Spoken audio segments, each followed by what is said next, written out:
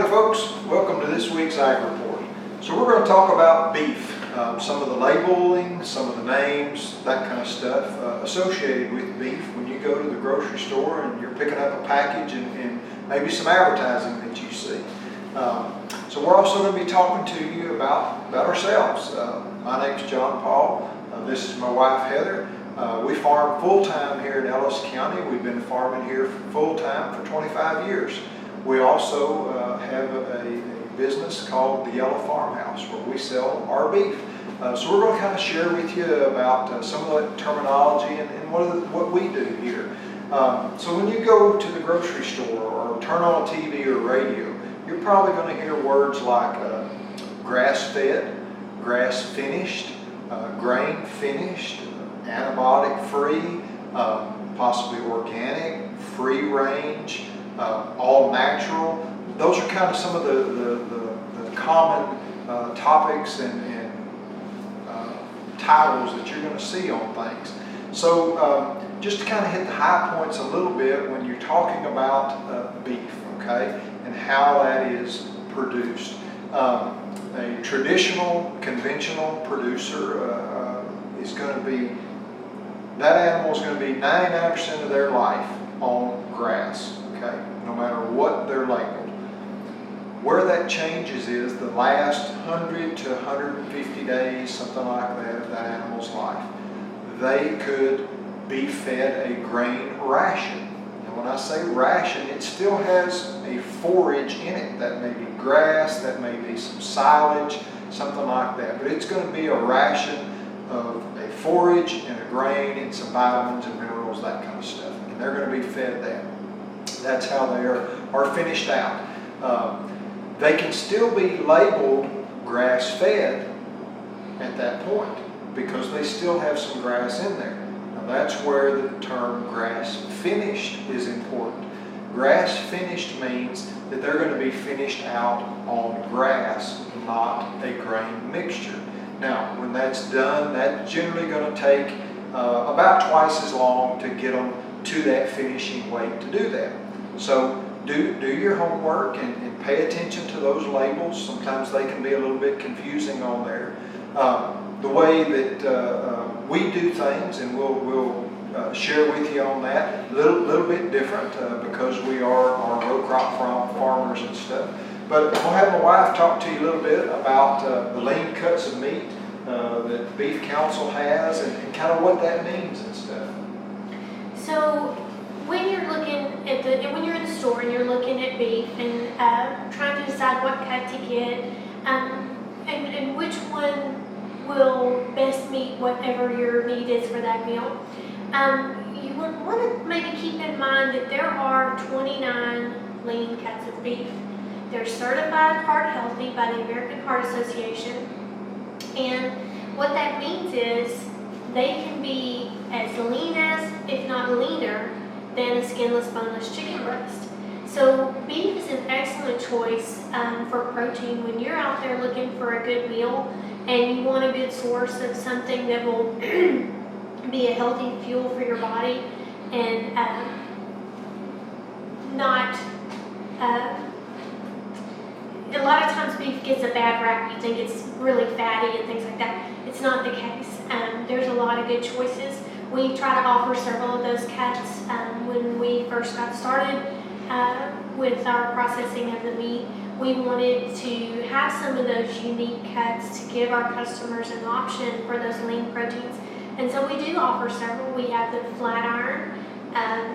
We have several unique cuts that come from the sirloin, which anytime you have a loin cut, that's going to be leaner than some of your other areas. So there's a lot of good options when it comes to beef.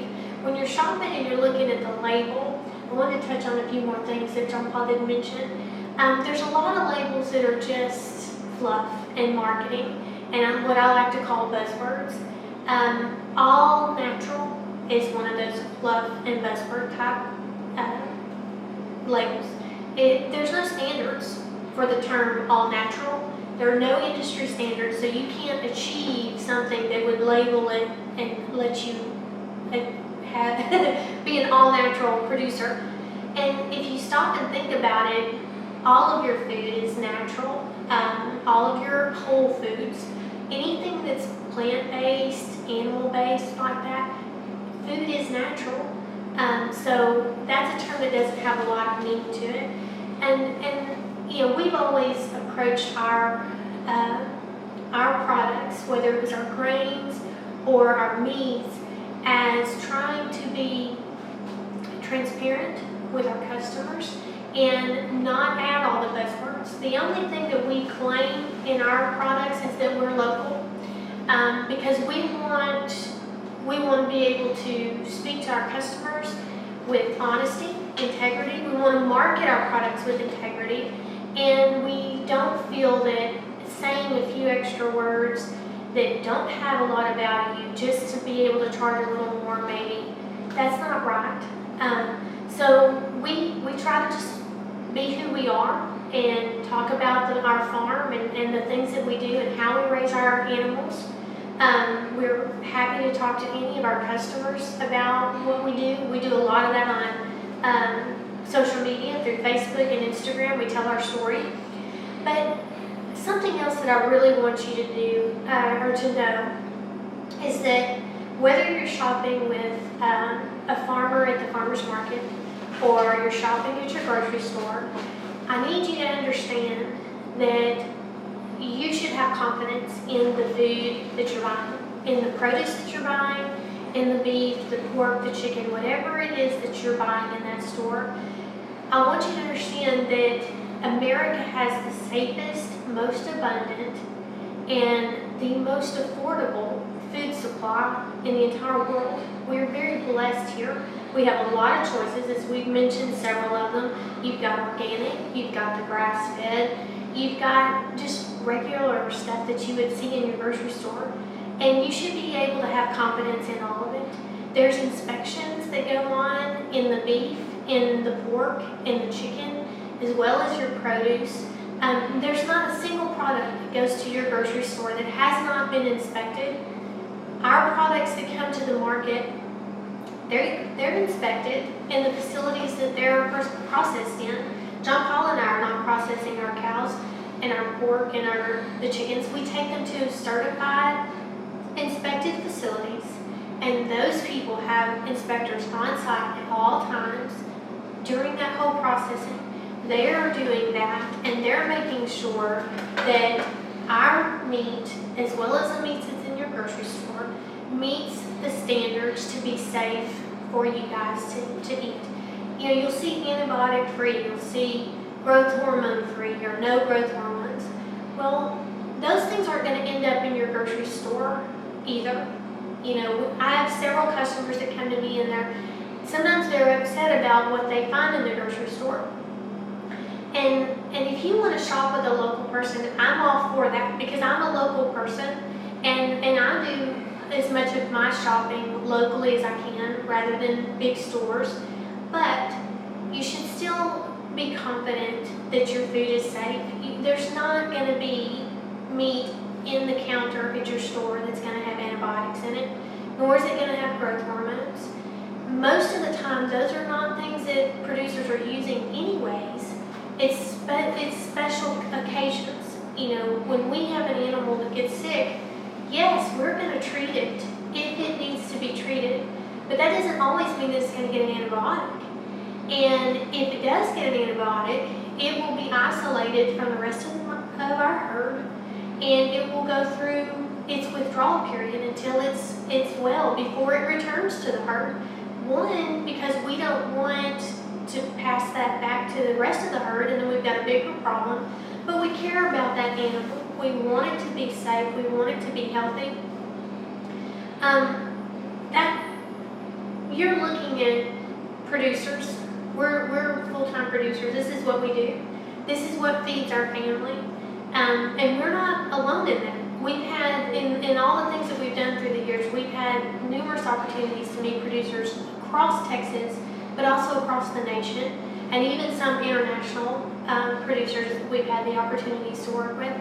And I can tell you, they are all moms and dads.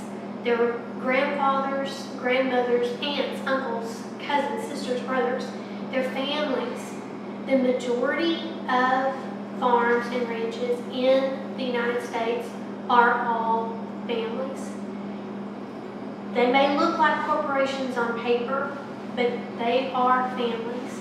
And it is individuals who's taking the care and raising the animals, raising the produce that you're eating. And they're good people, just like you are a good person.